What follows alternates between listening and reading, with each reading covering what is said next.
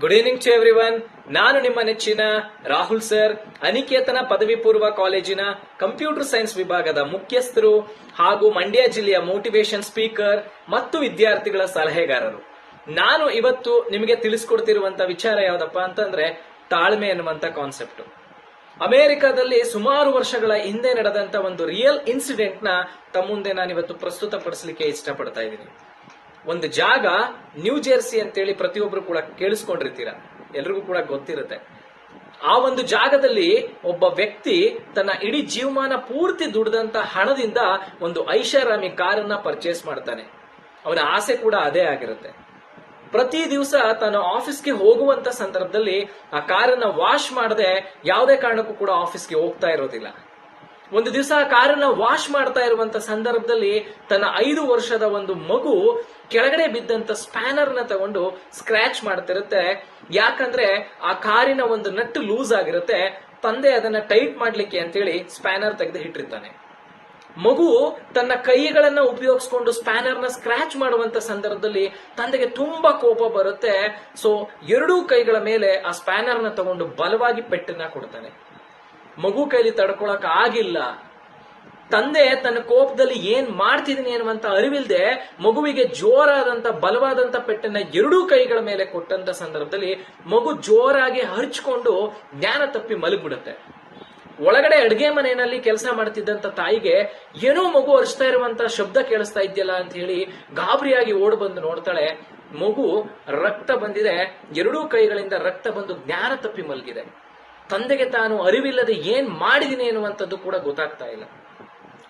ತಾಯಿ ಇಮಿಡಿಯೇಟ್ ಆಗಿ ಆ ಮಗುನ ಒಂದು ಟ್ಯಾಕ್ಸಿ ಮಾಡ್ಕೊಂಡು ಡಾಕ್ಟರ್ ಹತ್ರ ಕರ್ಕೊಂಡೋಗಿ ತೋರಿಸಿದಂತ ಸಂದರ್ಭದಲ್ಲಿ ಡಾಕ್ಟರ್ ಹೇಳ್ತಾರೆ, we are very sorry madam, ತಮ್ಮ ಮಗುವಿನ ಕೈಗಳಿಗೆ ಬಲವಾದ ಪೆಟ್ಟು ಬಿದ್ದಿರುವಂತ ಕಾರಣ ಮಗುವಿನ ಕೈಗಳು ಯಾವಾಗ ಸರಿ ಹೋಗುತ್ತೆ ಅನ್ನುವಂಥದ್ದು ನಮಗೆ ಗೊತ್ತಿಲ್ಲ, ಅಥವಾ ಮುಂದಿನ ಜೀವನದಲ್ಲಿ ಮಗುವಿಗೆ 2 ಕೈಗಳು ಸರಿಯಾಗಿ ವರ್ಕ್ ಆಗುತ್ತೋ ಇಲ್ವೋ ಅನ್ನುವಂಥದ್ದು ಕೂಡ ನಾವು ಗ್ಯಾರಂಟಿ ಕೊಡ್ಲಿಕ್ಕೆ ಆಗ್ತಾ ಇಲ್ಲ. ಆ ವಿಚಾರವನ್ನ ಕೇಳದಂತ ಸ್ಥಳದಲ್ಲೇ ತಾಯಿ ಕುಸಿದು ಬೀಳ್ತಾಳೆ. ತಂದೆಗೆ ತನ್ನ ಅರಿವಿಲ್ಲದೆ ಏನ್ ಮಾಡಿದೀನಿ ಅನ್ನುವಂಥದ್ದು ಅವನಿಗೆ ಗೊತ್ತಾಗ್ತಾ ಇಲ್ಲ. ಸರಿ, ಕಾರಿನಲ್ಲಿ ತಂದೆ ಕೂಡ ಬರ್ತಾನೆ.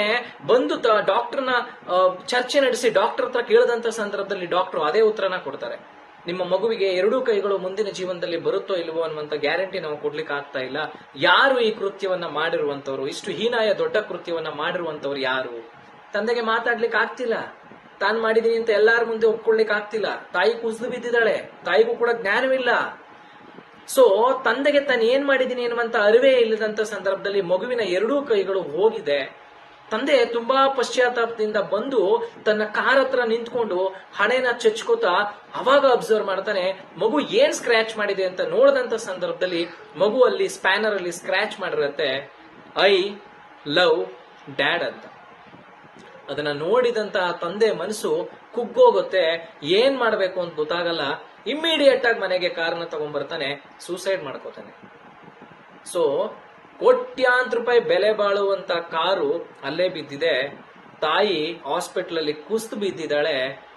ಜೊತೆಗೆ ಮಗುವಿಗೆ 2 ಕೈಗಳು ಬರುವಂತ ಭರವಸೆ ಡಾಕ್ಟರ್ ಕೊಡ್ತಾ ಇಲ್ಲ. ಈ ವಿಚಾರ ನಿಮ್ಗೆ ಯಾಕೆ ತಿಳಿಸ್ಕೊಡ್ತಿದ್ದೀನಿ ಗೊತ್ತಾ? ನಿಜ, ನಾವೆಲ್ಲ ಪ್ರತಿಯೊಬ್ರು ಕಷ್ಟಪಟ್ಟು ದುಡಿತೀವಿ. ಆದ್ರೆ ದುಡ್ದಂತ ಹಣನ ನಾವು ಯಾವ್ದ್ರ ಮೇಲೆ ವಿನಿಯೋಗಿಸ್ತೀವಿ ಅನ್ನೋದು ಕೂಡ ಇಂಪಾರ್ಟೆಂಟ್ ಆಗುತ್ತೆ. ಇದರ ಅರ್ಥ ಫೈನಲಿ ಈ ಸ್ಟೋರಿಯಿಂದ ನಾವುಗಳು ಕಲಿಬೇಕಾದಂತ ಒಂದು ನೀತಿ ಪಾಠ ಏನಪ್ಪಾ ಅಂತಂದ್ರೆ, ಜೀವ ಇಲ್ಲದೆ ಇರುವಂತ ವಸ್ತುಗಳನ್ನ ಪ್ರೀತಿಸೋದಕ್ಕಿಂತ ಜೀವ ಇರುವಂತ ಮನುಷ್ಯರನ್ನ ಪ್ರೀತಿಸಿ. ಹಠ ದ್ವೇಷದಿಂದ ನಾವು ಒಂದು ಹುಲ್ಕಡ್ಡಿನೂ ಕೂಡ ಗೆಲ್ಲಕ್ಕಾಗಲ್ಲ. ಪ್ರೀತಿ ವಿಶ್ವಾಸದಿಂದ ಇಡೀ ಜಗತ್ತೇ ಗೆಲ್ಬಹುದು ಅನ್ನುವಂತ ಸಂದೇಶನ ಕೊಡುತ್ತೆ. ಅಲ್ಲಿ ತಂದೆ ಸೂಸೈಡ್ ಮಾಡಿ ಸತ್ತ, ಹೆಂಡತಿಗೆ ಗಂಡ ಇಲ್ಲದೆ ಮುಂದಕ್ಕೆ ಜೀವನ ಇಲ್ಲ, ಮಗುವಿಗೆ 2 ಕೈಗಳಿಲ್ಲ, ಕೋಟ್ಯಾಂತರ ರೂಪಾಯಿ ಬೆಲೆ ಬಾಳುವಂತ ಕಾರು ಅಲ್ಲೇ ಬಿದ್ದಿದೆ. ಪ್ರಯೋಜನ ಆದ್ರೂ ಏನಾಯ್ತು? ಸೊ ಹಾಗಾಗಿ ಪ್ರತಿಯೊಬ್ರು ಕೂಡ ತಾಳ್ಮೆಯಿಂದ ವರ್ತಿಸಿ ಅಂತ ಹೇಳ್ತಾ ಇದ್ದೀನಿ. ಇವತ್ತೊಂದು ನಾವು ಐಫೋನ್ ತಗೋತೀವಿ, ಲಕ್ಷಾಂತರ ರೂಪಾಯಿ ಸುರಿತೀವಿ, ಟ್ಯಾಂಪರ್ಡ್ ಗ್ಲಾಸ್ ನ ಹಾಕಿಸ್ತೀವಿ, ಬ್ಯಾಕ್ ಕೇಸಸ್ ನ ಹಾಕಿಸ್ತೀವಿ. ಜೀವ ಇಲ್ಲದೆ ಇರುವಂತ ವಸ್ತುವಿನ ಕಾಳಜಿ ಆ ಮಟ್ಟಿಗೆ ನಾವು ಮಾಡ್ತಾ ಇರಬೇಕಾದ್ರೆ ಇನ್ನು ಜೀವ ಇರುವಂತ ವ್ಯಕ್ತಿಗಳನ್ನ ನಾವು ಯಾವ ರೀತಿ ಪ್ರೀತಿಸ್ಬೇಕು ಅಂತ ಸ್ವಲ್ಪ ಯೋಚನೆ ಮಾಡಿ. ಅಕ್ಕಪಕ್ಕ ಇರುವಂತ ಜನರನ್ನ ಪ್ರೀತಿಸೋಣ, ಬಂಧು ಬಳಗನ ಪ್ರೀತಿಸೋಣ. ನಮ್ಮಿಂದ ಆದ್ರೆ 4 ಒಳ್ಳೆ ಕೆಲಸನ ಮಾಡೋಣ.